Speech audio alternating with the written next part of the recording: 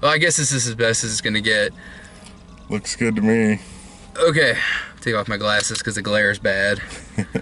Okay, first time doing something like this. Finally got a camera, and it would just so happen to be the week that I get a camera. Go see the movie Boss Baby.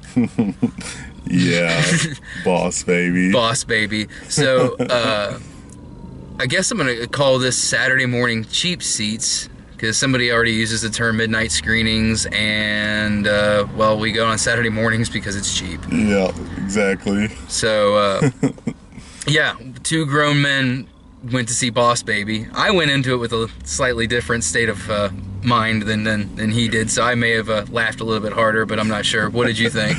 I thought it was excellent. Just the perfect balance of smart humor and fart jokes.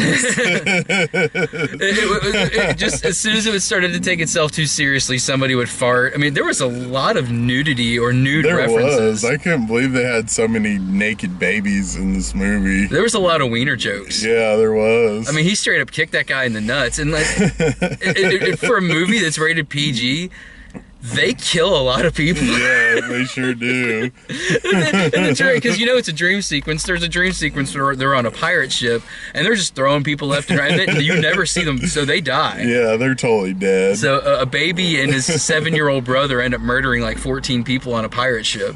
Yep, they just went hog wild, killing everyone. That was great. One credit I give this movie is that, one, it took itself a little bit more seriously than I thought it was going to. It wasn't just slapstick humor the whole time. I mean, yeah. There was an actual movie there where the trailer made it look like it was going to be, hey, here's a movie that'll babysit your kids for 90 minutes. Yeah, nothing but stupid humor to entertain kids. No, this is a good movie for kids and adults. And Alec Baldwin was the perfect voice of the baby. He really was. He's got that dickhead sound to his voice already, and just playing the baby. I don't know. I thought this movie was pretty funny. I mean, did too. It's not the best kids movie I've seen this year. That's still Lego Batman. Yeah, Lego that Batman was really good. But I don't know. I thought it was I thought it was pretty funny. It was a lot of fun. And the animation was amazing. Wasn't it weird? In the first like half hour of the film, there was quite a few times where they did like these tracking shots. They were like from out of Birdman. It was like they took like an R-rated drama film and did these tracking shots, and they were like seamless and perfect. And I'm like, this is incredibly well directed for an animated film. It was. I love the shots when the hallway turned like evil and it stretched out like a horror movie would. All the pictures turned into the evil baby face.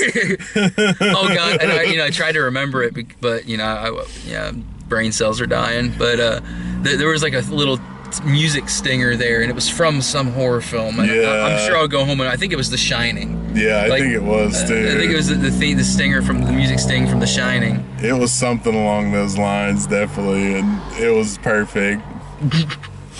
I loved his little inspirational quotes that he was giving towards the end. It was like he was reading off of an office calendar. Yeah. Oh, that was because like at first they were fitting and then they weren't. He's like, whether you think you can or whether you think you can't, you're right.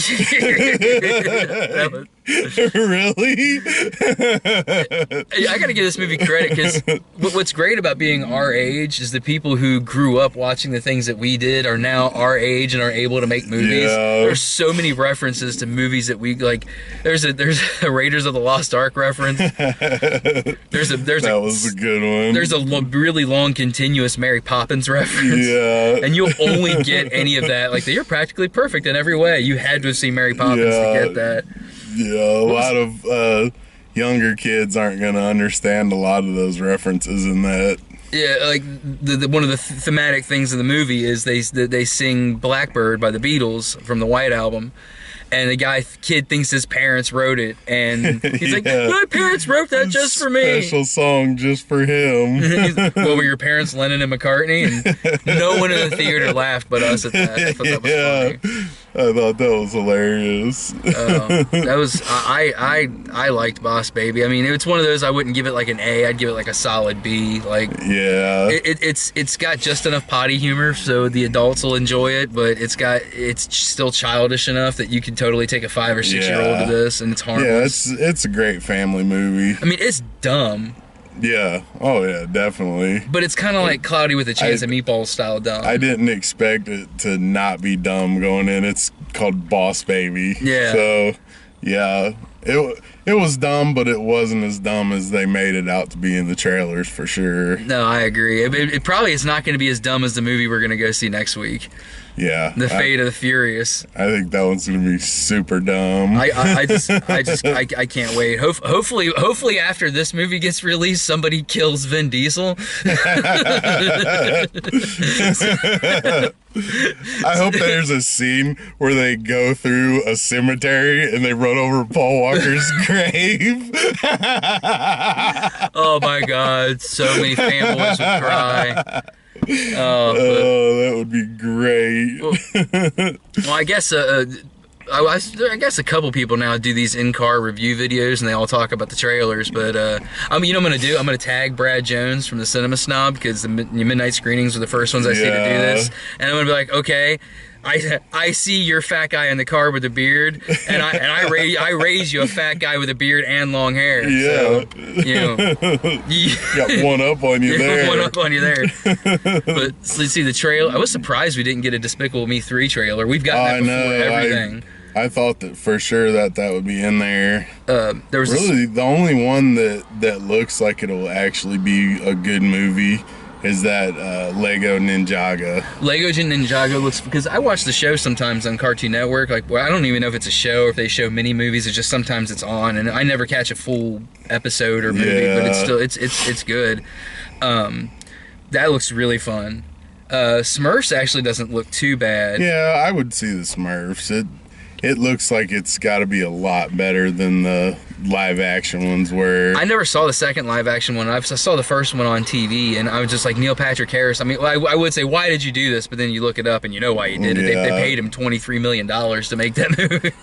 And they find a village of Amazon Smurf women. Yeah, they're Wonder Woman Smurfs. So you know there's going to be like so many just nasty Smurf fan fictions written after this movie comes out. I'm super excited. I should look it up on my phone, but I don't feel like pulling my phone out. It sounds like James Woods is the voice of Papa I know, Smurf. that's what it sounds like, and that would be awesome. If in 2 weeks Smurf is still playing, we might have to go see that. I'm sure it will be. That's one they're probably going to drag out for at least a good solid month to make as much money as they can. Speaking of dragging shit out, did you hear about the Transformers sequels? Are they making more? They have the scripts already prepared for 14 sequels. Why? And the first 4 sequels are terrible, and I haven't even seen the 4th sequel yet. Well, the first one, when you rewatch it when you're older, it's not as good as but I still contend the first one's it's got enough good stuff in there. The second one is seriously one of the worst movies I've ever seen. Ever. Yeah. I'm going to do a whole review video on the Transformers sometimes, because I fucking hate the second movie. The third one's watchable, but God, if they'd have just taken Sam Witwicky and his stupid ass mother and father out, and it just been the Dr. McDreamy dude, whatever the hell his name is, the guy that was famous in the 80s and then got famous again, whatever. But Fabio? Patrick something or other, I can't remember his name. He was on Grey's Anatomy or one of them stupid fucking I know shows. who you're talking about. Patrick Dempsey. Yeah. His character was fine. It's just, I cannot stand Shia LaBeouf. I couldn't stand his parents. And in the 4th movie, when it's Mark Wahlberg and TJ Miller. Yeah. And of course, TJ Miller is one of my favorite actors now. They kill him an hour and 6 minutes into the film or something. I think it's like not even that. And Mark Wahlberg can make almost anything good. Mm-hmm. Especially an action movie. He's just so good in those. Yeah. And when he has a comedic tone to it too, like the other guys. Yeah. They're making a sequel to that. Guys. Are they really? Mm-hmm. Oh, I can't wait to see that. Yeah. It's one of my favorite movies. I just, the fact that he learned to perfectly dance ballet just to make, and no one else but Mark Wahlberg could pull it out, because he's got that straight fade look on his face. And he's doing the spins, and he does like the plie hops, and you're like... He's dead serious about it. Like, Yeah, I took lessons just to make fun of this kid. I love when he dances in front of his wife's dance class, and they're like, "Oh wow, you're really good."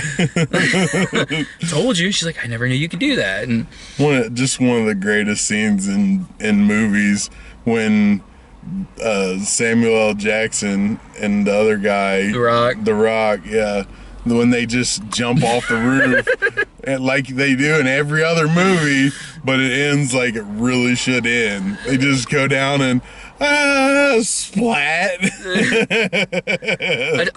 And this has been said before by 1,000 other people. I want a movie where it's like a prequel to that, where it's just The Rock and Samuel L. Jackson. And they need to do it soon because everybody's dying. Samuel L. Jackson will be dead by the end of next year. Yeah, definitely. He'll get hit by a tanker driven by like Dolly Parton or something. We'll lose two of them at the same time. His gravestone will say, "I told you I was sick, motherfucker."